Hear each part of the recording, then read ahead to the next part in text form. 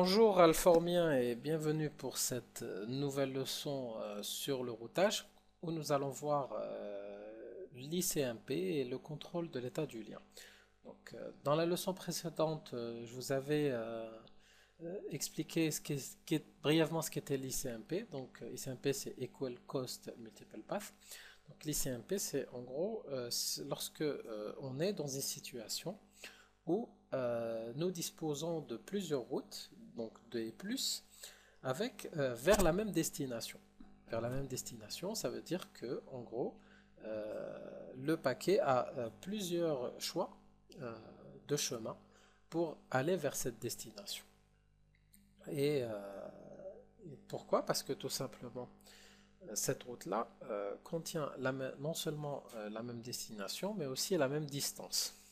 Rappelez-vous, pour le routage statique, c'est ce que définit le poids d'une route, et bien c'est sa distance. Pour le routage dynamique, c'est sa métrique. En quelque sorte, on est dans une situation ICMP lorsque nous disposons de plusieurs routes avec la même distance et la même destination. Et dans ce qui suit, nous allons voir comment se comporte le FortiGate lorsque nous disposons de ce type de route-là et qu'est-ce qu'il faut faire pour bien router nos paquets.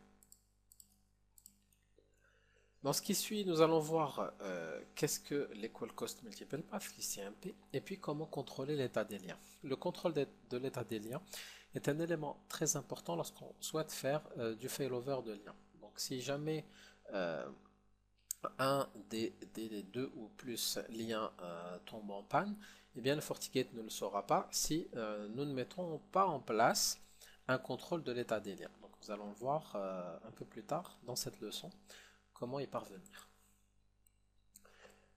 Un bref rappel, donc si à partir de quel moment nous sommes dans un cas d'ICMP, donc si plusieurs routes ont premièrement la même distance, deuxièmement la même métrique et troisièmement la même priorité, c'est selon le type de routage utilisé, donc si c'est du routage dynamique, on parle de métrique, si c'est du routage statique, on parle de priorité.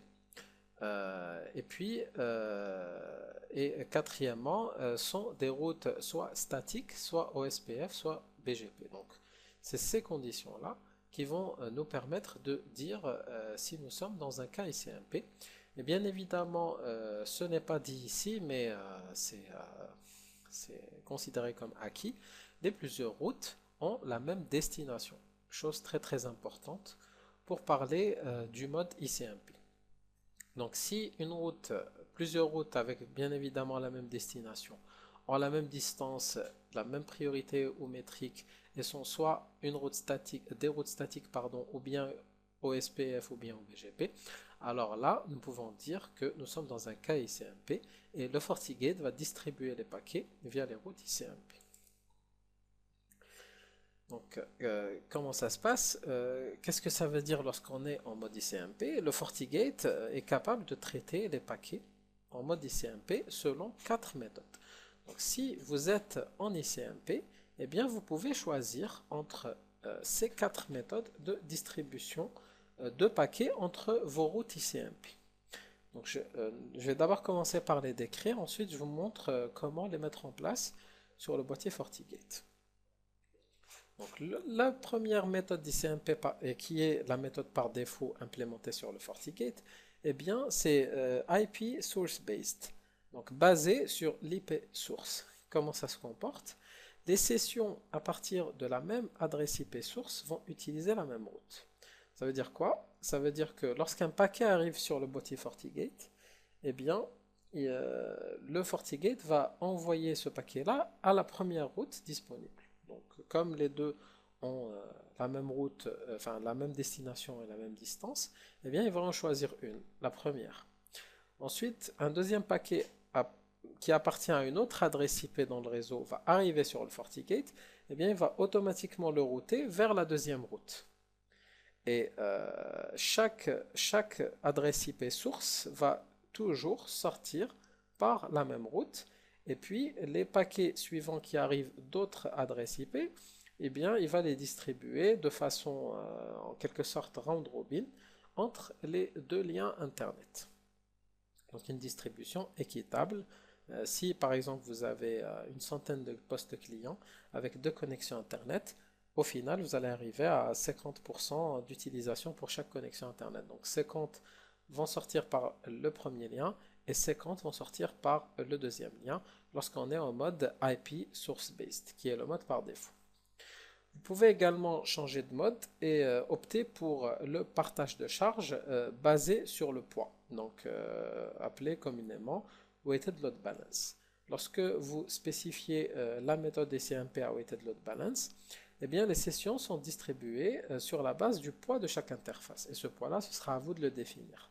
À titre d'exemple, si vous avez deux connexions Internet, vous pouvez dire que cette première connexion, donc ce premier lien, va prendre en charge 80% de mon trafic, donc de ma charge de consommation réseau, et les 20% restants vont être pris en charge par la deuxième connexion Internet.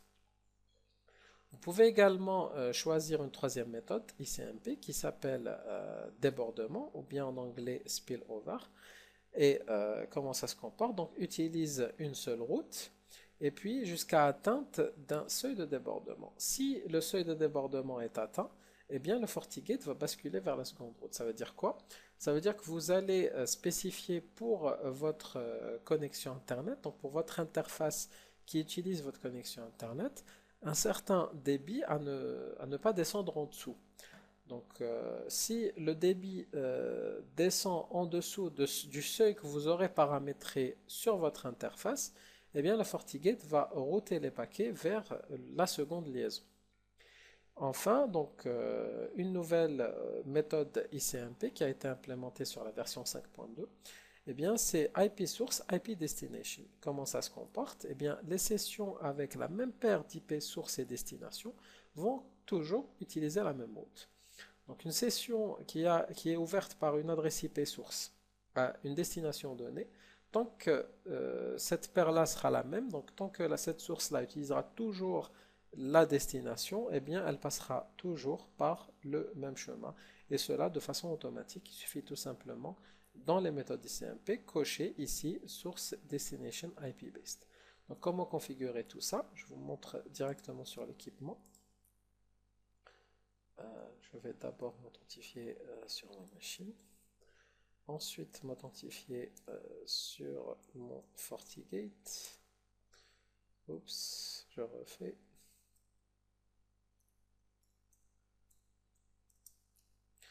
Voilà donc comment cela se configure dans la partie router settings, static settings. Ici, vous avez les différentes méthodes ICMP. Donc ICMP, load balancing method. Bien évidemment, le prérequis est d'avoir deux routes avec la même destination à la même distance. Donc je peux ici faire un exemple. Donc port 2 avec une autre gateway 192.168.3. 254, donc administrative distance c'est 10, et ici, donc ici vous voyez bien que j'ai deux routes avec la même destination et la même distance. Donc un paquet qui arrive aura le choix soit de sortir par là ou bien de sortir par là pour atteindre les réseaux 0.0.0.0. Donc en gros, comment ce choix va être fait? Ce sera sur la base de ce qui aura été paramétré dans la méthode ICMP Load Balance. Donc si je sélectionne source IP based, eh bien le FortiGate fonctionnera en mode round robin. Donc il laissera passer un paquet par-ci, un paquet par-là. Si je coche Weighted Load Balance, eh bien il va me donner la possibilité de saisir ici un poids à une interface donnée. Donc 80 par exemple, et puis ici 20%.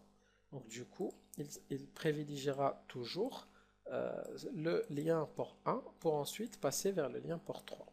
Si je choisis le mode spillover, eh bien pour chaque interface, je vais définir un seuil de bande passante, donc 512, en dessous duquel eh bien, il va basculer vers la liaison secondaire qui est schématisée ici dans les routes statiques associées au port 3.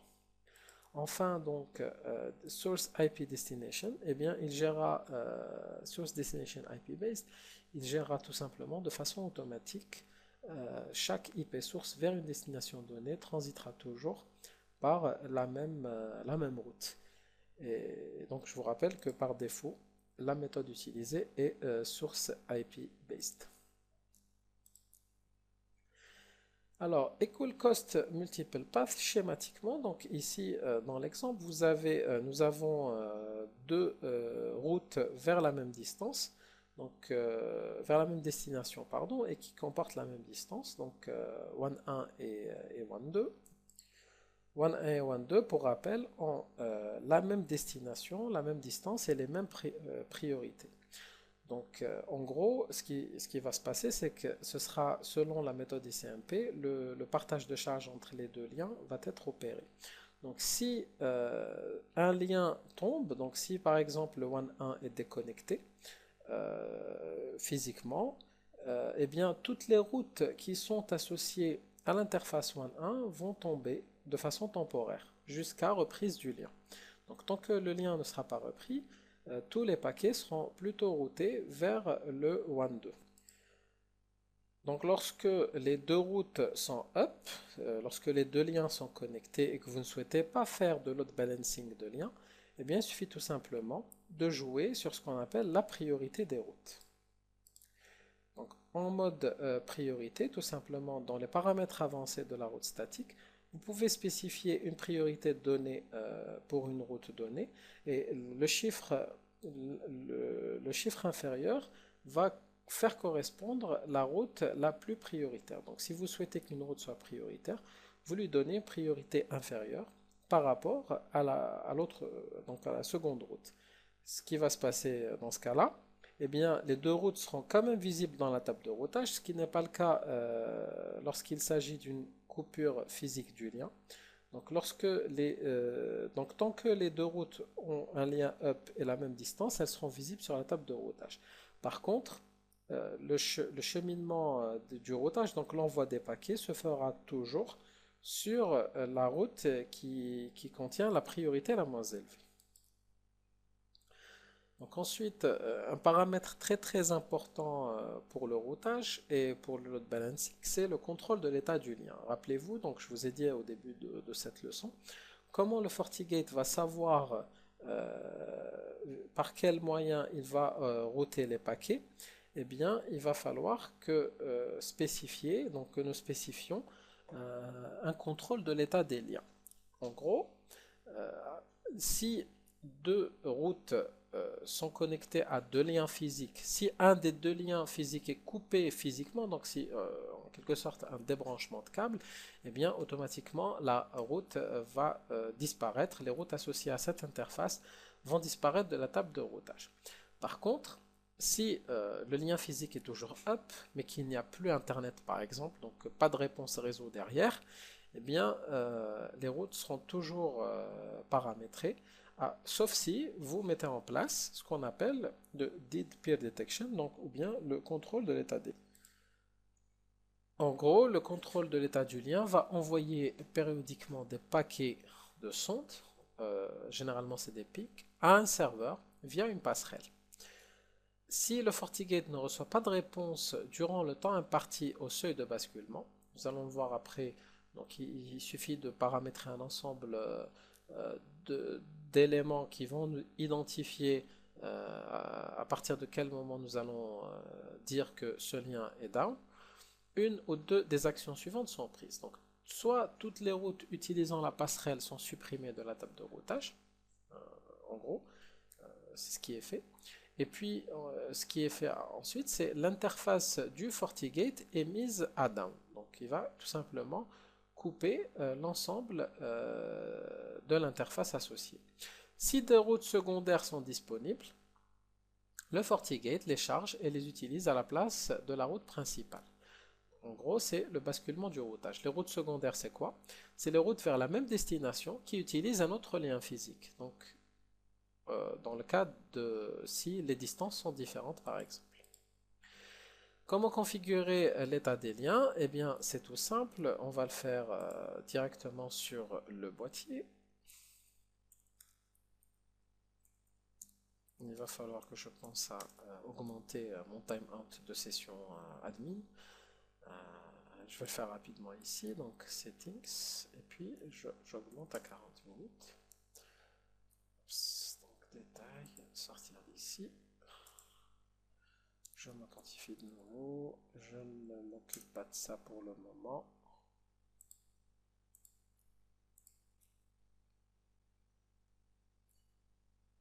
Et voilà, 40 minutes c'est fait. Donc je reviens à mes moutons. Donc pour monitorer l'état des liens, eh bien il suffit d'aller dans Root Static Settings et ici Link Health Monitor. Donc, il suffit de créer un nouvel objet, de lui donner un nom aléatoire. Vous pouvez donner ce que vous voulez, port 1 par exemple. Et puis je vais monitorer mon interface port 1. Donc ensuite je vais donner la gateway qui va se charger de lancer le test. En gros, je vais spécifier l'adresse IP de mon boîtier FortiGate. .1. Je ne m'en rappelle plus, je pense que c'est le 99 qui est l'adresse IP de mon boîtier FortiGate. Nous allons vérifier tout de suite. Donc ici, alors c'est 43.99, très bien, donc je vais tout simplement la copier pour dire que c'est le FortiGate au travers de son interface port 1, donc de l'adresse IP de l'interface port 1, qui va établir le ping vers une IP sur l'internet. Donc je refais port 1 et puis interface port 1. Ici, je vais spécifier la gateway en question. Donc, ce sera cette adresse IP qui va essayer de pinguer, donc en mode health check ici, qui va essayer de pinguer le serveur sur Internet, donc 888.